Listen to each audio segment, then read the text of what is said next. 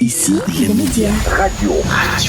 Je dis qu'il y a des gens qui ne mériteraient pas de parler à la radio. Télévision.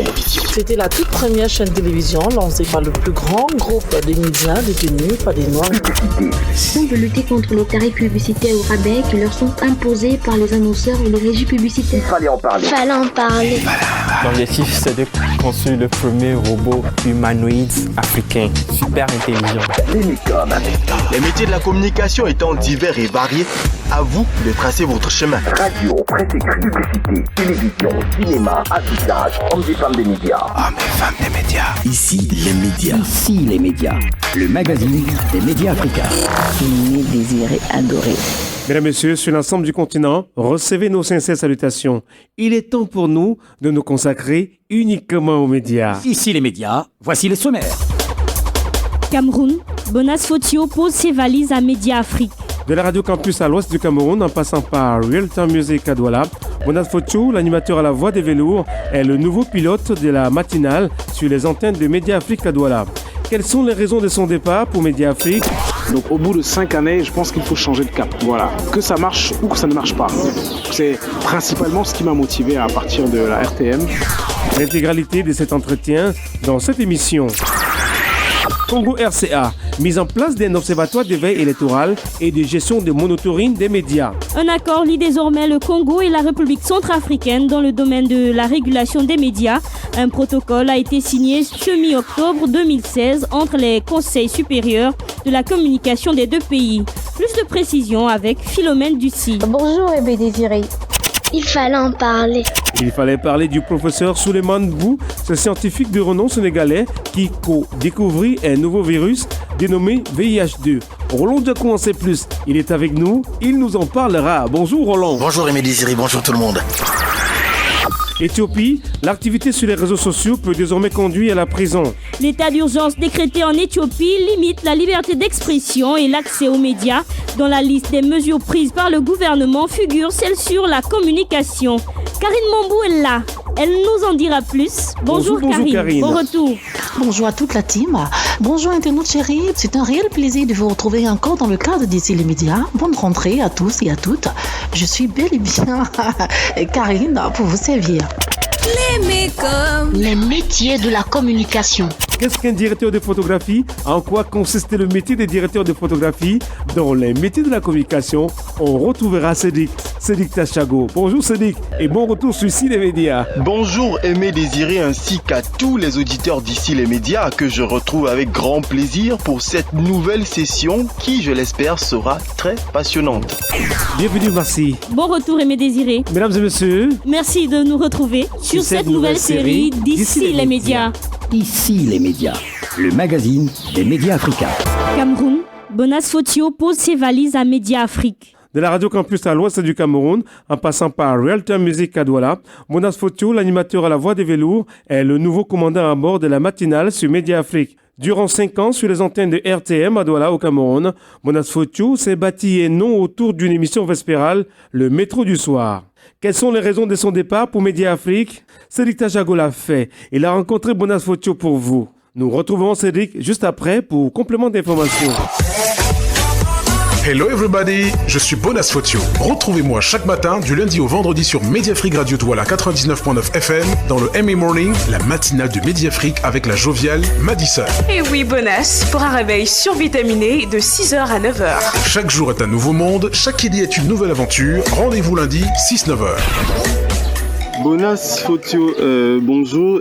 Bonjour Cédric et bonjour à tous les gens qui vont suivre Ici les médias. Alors depuis quelques semaines, vous êtes annoncé comme nouvel animateur dans la chaîne Mediafrique Radio qui est basée à Douala. Vous qui allez prendre les rênes de la matinale, comment est-ce que vous appréhendez cette nouvelle fonction? Oui, c'est bien de prendre l'expression appréhension parce que c'est un peu ce qui m'a traversé à l'instant où j'ai choisi cette nouvelle mission, ce nouveau challenge. Appréhension, pourquoi? Parce que c'est un nouvel univers. C'est la première fois que je vais travailler sur une autre radio depuis 5 ans. J'ai passé 5 années à la RTM, donc le fait de changer de fréquence, ce n'est pas que sur le plan de la technologie, c'est que avant que les gens ne zappent pour m'écouter moi, je me prépare d'abord à zapper moi-même psychologiquement, me mettre sur de nouvelles conditions. C'est un nouveau challenge. Ça veut dire que j'ai encore moi-même des preuves à me faire par rapport à ce que je suis capable de faire, me réveiller tous les jours à 4 heures pour venir à la radio, travailler de 6 à 9 heures. Donc c'est une nouvelle culture que je dois avoir, le nouvel environnement, la nouvelle attitude par rapport à cette nouvelle radio qui elle-même est nouvelle, la façon dont il faut parler aux gens qui découvrent cette radio et qui vont m'écouter sur cette nouvelle antenne. Donc c'est bien de parler d'appréhension parce que voilà, il y a un certain nombre de craintes, mais sauf que ce sont des craintes tout de suite balayées par le contenu que j'ai déjà concocté pour cette émission qui va être sur Mediafrique. Qu'est-ce qui explique véritablement votre départ de la radio RTM après 5 ans de bons et loyaux services? Mon départ a été motivé beaucoup plus par l'envie d'un nouveau challenge que par autre chose. J'ai passé 5 années à la RTM et je discutais un jour, parce que moi j'ai pas fait management comme étude, mais j'ai discuté avec beaucoup de managers qui m'ont dit lorsqu'on évolue dans la vie, surtout dans la vie professionnelle, lorsque vous avez déjà passé 5 années dans un même espace professionnel en faisant la même chose, 5 ans c'est même déjà beaucoup. Il y en a qui font juste 3 ans, il y en a qui font 2. Donc au bout de 5 années, je pense qu'il faut changer de cap. Voilà. Que ça marche ou que ça ne marche pas. C'est principalement ce qui m'a motivé à partir de la RTM, où j'avais déjà installé une sorte de zone de confort, où j'avais déjà mes habitudes, une certaine routine aussi. Et c'est ça que je voulais changer. Je voulais renoncer à tout ça pour apprendre à nouveau à faire de la radio telle que ça le demande aujourd'hui. Brice Albin avait déjà ouvert les portes de cette radio Mediafrique et vous le suivez dans l'aventure. Est-ce que c'est pas lui, en quelque sorte, qui facilite votre entrée là-bas ou bien qui vous ouvre les vannes? Alors, tout de suite, je vais le remercier, Brice Albin, qui est un confrère, un frère, un ami. Et le fait que je le trouve là-bas, ça m'a encouragé parce qu'il m'a donné des conseils par rapport à cela. J'aurais pu partir ailleurs, mais j'ai choisi Mediafrique parce qu'effectivement, c'est un cadre que je préfère, déjà pour l'ambition du projet. En lisant votre post sur Facebook, le post en fait qui annonce votre départ d'RTM pour Mediafrique, on a l'impression que vous n'exprimez aucune reconnaissance à RTM. Est-ce que la séparation avec l'équipe de Dinali a été douloureuse? Séparation pas douloureuse en tant que telle, mais vous savez, lorsque vous passez des années dans un endroit, c'est comme si vous partez de votre maison, c'est-à-dire que ça fait toujours beaucoup de chocs. On n'a pas eu de soucis particuliers, pas de problème de personne, mais uniquement sur le plan professionnel, il fallait que je bouge. Et le fait que vous vouliez partir d'un endroit où vous avez passé 5 années, forcément il y a des frictions, forcément il y a des désaccords. Voilà, c'est pas le bon moment pour partir. À qui est-ce que vous laissez telle ou telle chose? Voilà, est-ce que c'est loyal? Est-ce que c'est pas méchant? Ainsi de suite. Donc ce genre de choses-là, ça fait partie du parcours professionnel. Je remercie Ampi Satangana qui m'avait tendu la main quand j'y suis arrivé. Je remercie Dinali Martomora qui est la PDG de ce groupe de médias très ambitieux qui a été le tout premier à s'installer à Douala dans les médias privés. Quel souvenir gardez-vous de Real Time Music RTM? Je retiens les moments particuliers sur le plan professionnel comme l'interview à Manu Dibango. C'était la première fois que j'ai interviewé un artiste de ce niveau-là. Et en plus, je l'avais rencontré un peu par hasard. Et c'est grâce à la RTM que j'ai pu le faire. Et surtout le métro du soir qui m'a permis de vivre tous ces moments-là. L'émission qui m'a permis de comprendre à quel point ce pays est riche de talent. Je remercie encore RTM pour ça. Sur Mediafrique Radio, vous occupez les antennes de lundi à vendredi dans la tranche 6-9, c'est-à-dire la matinale. Eh bien, on aimerait savoir quelle sera la particularité de cette matinale-là, quand on sait que dans quasiment toutes les radios à Douala, les matinées sont rythmées par ce type d'émission qui consiste à réveiller les auditeurs dans la bonne humeur. Alors, le point particulier de cette matinale, ce sera l'infotainment, c'est-à-dire que le mélange de divertissement et d'information. C'est pas la première fois qu'une émission va le faire, c'est pas la première fois qu'un animateur va le faire, et c'est pas la première fois non plus que moi je vais le faire, puisque j'ai déjà fait ça sur RTM. En dehors de faire le métro du soir, je faisais aussi le matinal, ça il faut le rappeler. Donc, c'est pas quelque chose de nouveau pour moi. Maintenant, qu'est-ce qu'il y a de nouveau pour l'émission? C'est que ce sera un programme très proche des gens qui va donner la parole à ceux qui méritent de l'apprendre sur chaque sujet, que ce soit sur la musique. Nous aurons des stars, des célébrités, des gens crédibles pour venir s'exprimer sur les sujets de la musique, tout comme les autres sujets, la santé, le droit, l'immobilier, je sais pas moi, le commerce. On aura à chaque fois l'occasion de donner la parole à ceux qui méritent de l'apprendre. Ça, c'est vraiment ce qu'il y a à dire pour cette émission-là, parce que ça ne sert à rien de venir à l'antenne pour jouer les prestidigitateurs. On va beaucoup rigoler et partager l'énergie humaine dont on a besoin en 2016. Changer de fréquence suppose également changer de grille salariale, on suppose. D'après nos sources, il se pourrait que vous bénéficiez d'un traitement salarial très enviable. Qu'en est-il exactement, Bonas? À la différence du mercato dans les milieux du sport, notamment du football, le marché de l'emploi dans les médias, c'est pas le même. Donc du coup, rien ne m'oblige à publier le chiffre de mon salaire, mais retenez une seule chose, c'est que je suis mieux épanoui financièrement aujourd'hui qu'avant.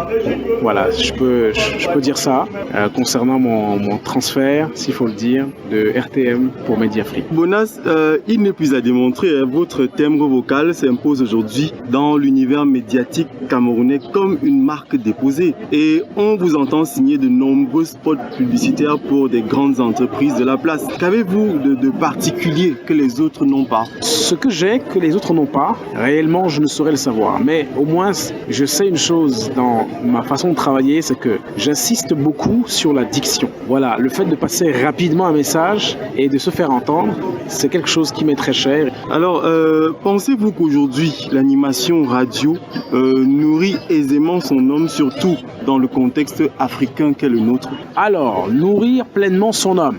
Ah, c'est une bien bonne expression, peut-être un peu lourde. Je ne sais pas vraiment ce que ça veut dire. Je n'ai pas faim. Autour de moi, je vois les gens qui réussissent dans ce métier, même au Cameroun, que ce soit dans le service public ou bien dans les médias privés. Donc je crois que dans ce métier comme dans tout autre, que ce soit au Cameroun ou ailleurs, lorsqu'on s'y investit avec passion, avec détermination, avec l'envie de travailler très très dur, on finit par obtenir ce qu'on veut. Pour sortir, on aimerait savoir, Bonas Fotio, quel regard portez-vous sur l'animation radio Cameroun? Être animateur de radio au Cameroun, c'est quelque chose qui est de plus en plus normal. C'est-à-dire que j'ai commencé à m'intéresser à la radio quand il n'y avait que la CRTV.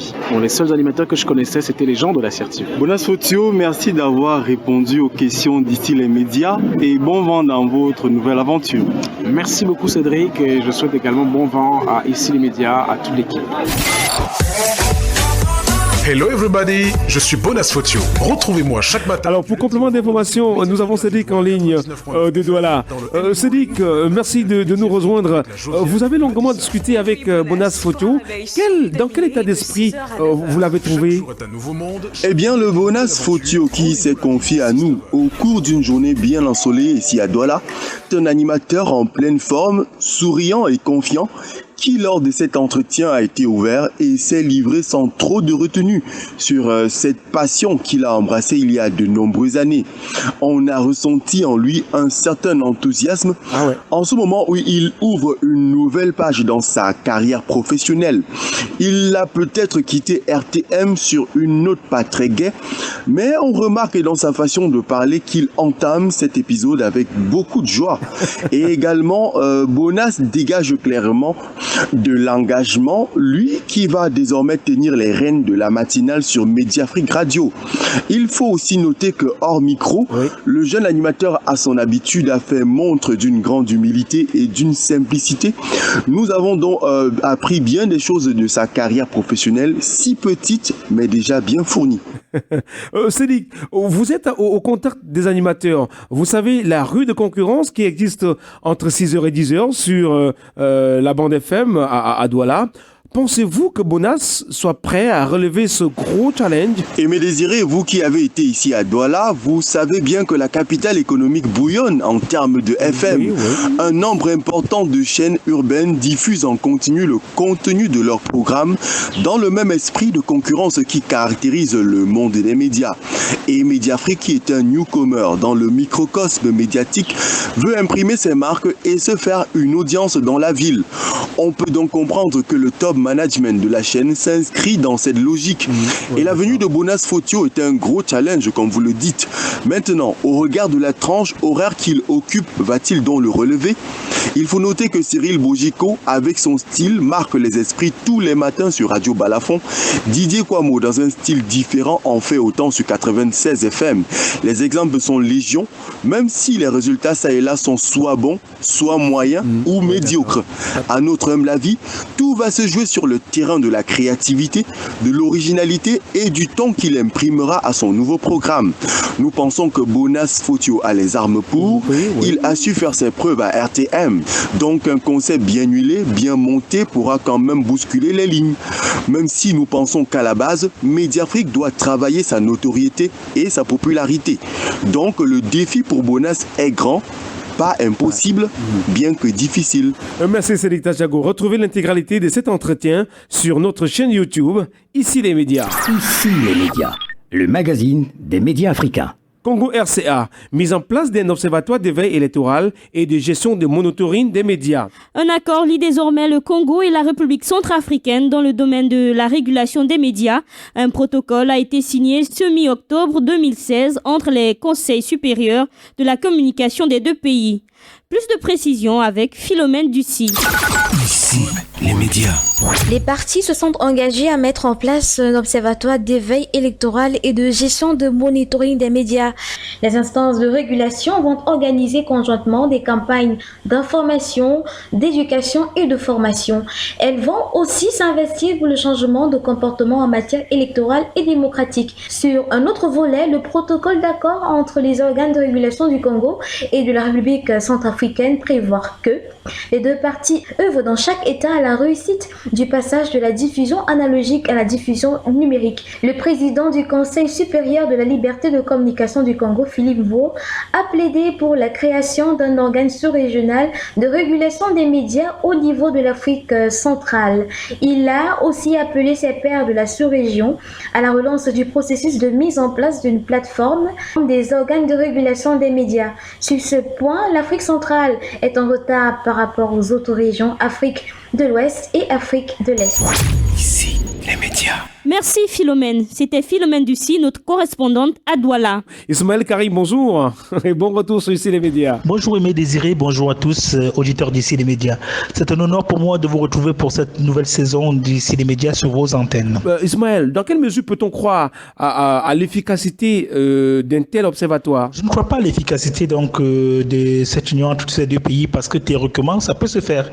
Théoriquement c'est faisable, mais sur le plan pratique ça ne se fait pas. C'est-à-dire conscientiser des personnes, et il va falloir quand même qu'on puisse conscientiser donc la classe politique, c'est-à-dire que quand vous conscientisez le peuple, ça ne sert à rien parce que c'est pas le peuple qui impose son autonomie, c'est pas le peuple qui est donc généralement à l'auteur des guerres civiles. Donc c'est le pouvoir qui ne respecte pas des lois qui se retrouve donc à guider des personnes dans ce genre de choses. Donc et puis on en est habitué au jour le jour. Donc en fait, pour moi, ça peut se faire dans la mesure où si l'État ou encore les gouvernants essaient donc de respecter donc les lois, mais comme ils ne respectent jamais et comme ils font des choses quand ça les arrange, ils respectent la loi, quand ça les arrange pas, ils respectent pas la loi. Donc en fait, cela ne pourrait qu'être malheureusement pour moi qu'une vaine spéculation. Cela ne pourrait être malheureusement pour moi qu'une vaine spéculation. En tout cas, ça ne sert à rien. Ça ne sert à rien du moment où la classe politique n'est suffisamment pas éduquée. Du moment où les gouvernants même ne sont pas éduqués, du moment où ceux qui généralement parlent de la démocratie ne sont généralement pas démocratiques dans leur comportement et même dans la faisabilité des choses, c'est une perte de temps. Merci Ismaël. C'était Ismaël Karim, notre correspondant à Paris, c'est en France. Il fallait en parler. Il fallait en parler. Il fallait en parler. Et il fallait parler du professeur Suleiman Bou, ce scientifique de renom sénégalais qui découvrit un nouveau virus VIH dénommé VIH2. On retrouve Roland Diakou après un break obligatoire, Roland. Alors, auditeurs chéris, c'est un plaisir de vous retrouver après le break qui nous a été imposé, un break, qui nous a permis aussi de nous ressourcer et de revenir avec des choses beaucoup plus fortes, des choses beaucoup plus éloquentes, des choses beaucoup plus constructives pour une Afrique qui bouge. Nous sommes très contents de vous retrouver dans l'émission Ici, les médias, et surtout dans cette rubrique Il fallait en parler. Et aujourd'hui, nous parlons du professeur Souleymane Mboup, qui est un scientifique de renom sénégalais et qui est titulaire d'un doctorat en bactériologie, virologie et en pharmacie. Alors, il est surtout connu pour avoir, avec d'autres scientifiques des États-Unis et d'Europe, découvert un nouveau virus VIH dénommé VIH2 par opposition au premier virus qui a été découvert, le VIH1. Le professeur Mboup a enseigné la microbiologie à la faculté de médecine et de pharmacie de l'université tchèque Anta Diop au milieu des années 1980 et en 1985, il a apporté aux États-Unis une caisse de 30 flacons de sang prélevés sur des prostituées sénégalaises. Les échantillons de sang ont été partagés avec le président de la Harvard Health Institute, Max Esses. Les études du professeur Mboup ont révélé que le sang aurait pu être infecté par un nouveau virus semblable à celui du sida. Alors, le professeur agrégé de pathologie à la Harvard School of Public Health, Phyllis Conky, j'y arrive, réussit à isoler la nouvelle souche virale du VIH à partir des échantillons de sang en provenance du Sénégal. La réputation du professeur Mboup comme chercheur de haut niveau sur le sida a fait un bond de géant depuis lors, et surtout quand, avec ses autres collègues scientifiques, ils présentent leur première conclusion sur le nouveau virus VIH lors du symposium international sur le sida en Afrique tenu en novembre 1985 en Belgique. En 1994, après une étude de 8 ans sur les prostituées sénégalaises porteuses du VIH2, le professeur Mboup et d'autres scientifiques ont écrit un article dans la revue Science qui montre que le virus VIH2 est moins virulent et moins transmissible que le VIH1. Ces résultats ont été possibles en grande partie grâce à la détermination et l'intelligence d'un génie africain qui a été en mesure d'utiliser les enseignements médicaux appris au Sénégal et en France au profit du continent africain et du monde. Le professeur Mboup a trouvé un moyen pour séparer l'ADN des globules blancs infectés par le VIH2 et a été en mesure de réduire considérablement les coûts des tests qui confirment à la fois les infections virales du VIH1 et VIH2 de 16 500 francs CFA à environ 200 francs CFA environ au Sénégal. Le professeur Mboup a immensément contribué à réduire le taux d'infection du VIH dans son pays, le Sénégal. Le professeur Mboup, puisqu'il s'agit de lui, on ne le dira jamais assez, dirige l'un des laboratoires de diagnostic les plus avancés en Afrique, le laboratoire de bactériologie et de virologie de l'hôpital de Dantec à Dakar. Un autre cerveau, une autre tête pensante qui est venue contribuer à sauver des vies et encore des vies, parce que nous savons que le VIH est un virus qui tue et qui tue grave. Alors, c'est ici que je voulais, c'est espérant vous retrouver la semaine prochaine pour un autre épisode de Il fallait en parler dans l'émission Ici, les médias. Salut. Merci Roland. Roland Diakou, notre correspondant à Libreville, c'est au Gabon. Éthiopie, l'activité sur les réseaux sociaux peut désormais conduire à la prison. L'état d'urgence décrété en Éthiopie limite la liberté d'expression et l'accès aux médias. Dans la liste des mesures prises par le gouvernement figure celle sur la communication. Plus de précision avec Karine Mambou. Ici, les médias. Effectivement, cette mesure concernera surtout la consultation et la diffusion sur les réseaux sociaux des informations fournies par les médias critiques vis-à-vis des autorités éthiopiennes. Il s'agit notamment de 2 médias installés aux États-Unis, à savoir Ethiopian Satellite Radio and Television, en abrégé ISAT, et Omoro Media Network, en abrégé OMN.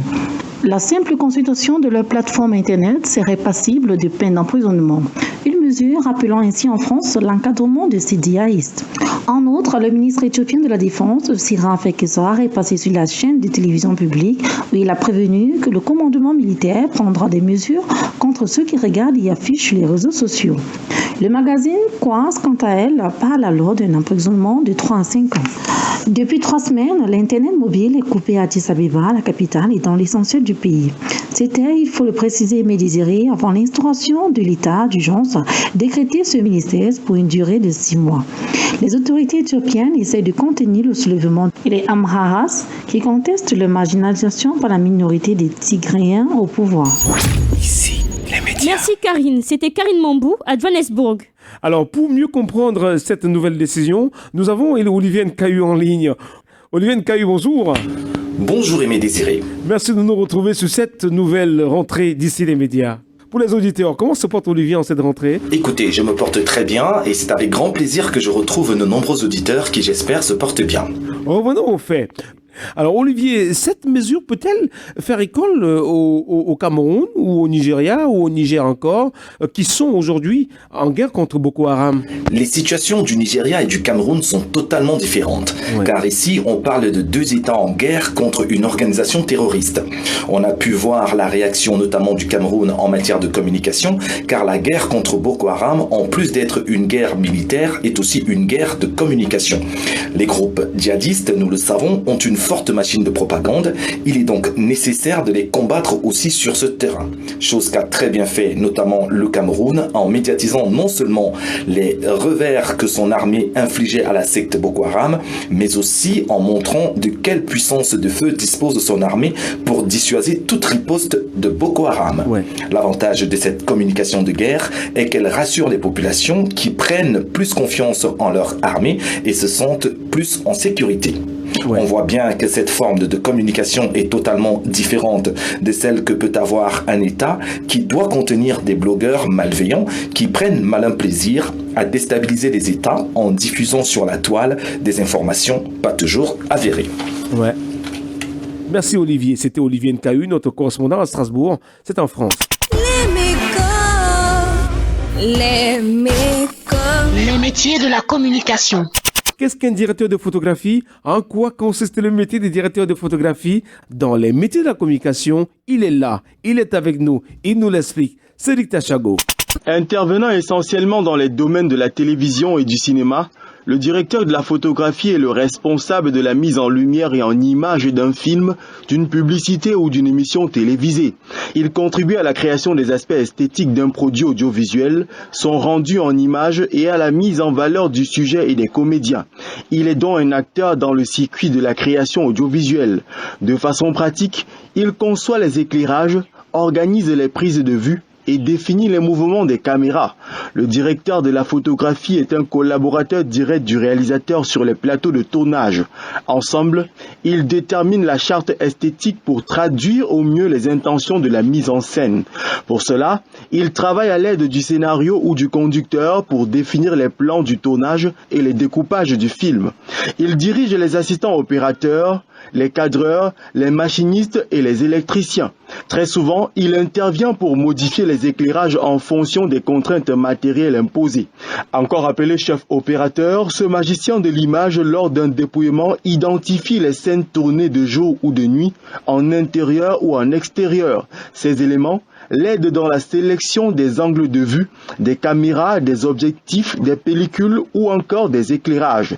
Il réfléchit également aux trucages visuels qui seront préparés lors du tournage. Le directeur de la photo peut intervenir sur les travaux de finition en post-production, à l'instar de l'étalonnage où il verra avec le monteur des aspects comme la colorimétrie.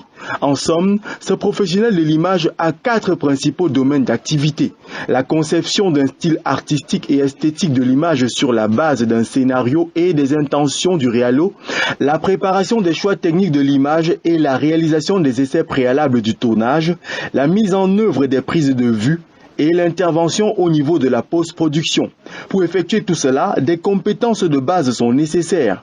Une créativité et un sens artistique poussé, une organisation et un esprit d'équipe, des capacités techniques développées ainsi qu'une réactivité et une adaptabilité. Il doit également avoir une excellente connaissance des outils de prise de vue. Bien évidemment, cette technique s'acquiert dans des écoles spécialisées d'art et de cinéma et au bout d'une grande abnégation sur le terrain professionnel. D'ailleurs, de nombreux chefs opérateurs débutent leur carrière comme cadreurs et assistants. Au bout du compte, la plupart deviennent intermittents du spectacle et travaillent pour le compte des sociétés de production. Ainsi, les métiers de la communication étant divers et variés, c'est toujours à vous de tracer votre chemin. Maintenant que vous savez en quoi consiste le métier des directeurs de photographie, à vous de prendre la décision qui s'impose pour une meilleure intégration dans le monde de la communication. Ici les médias, le magazine des médias africains. Passionnés des médias, vous avez écouté cette autre édition d'Ici les médias. Soyez-en remerciés. Et ils ont répondu tous présents, l'équipe au grand complet, producteur Adaprod, coproducteur Record FM Gabon, Nos correspondants, Roland Diakou à Libreville au Gabon, Philomène Buissy, Cédric Tachago à Douala au Cameroun, Olivier Nkayu à Strasbourg, Ismaël Karim à Paris, c'est en France, Karine Mambo à Johannesburg, c'est en Afrique du Sud. Retrouvez ce programme sur notre chaîne YouTube, ici les médias. Dans ce studio, elle, Marcy Boumba. Lui, Aimé Désiré. Passionné des médias. C'était ici les médias.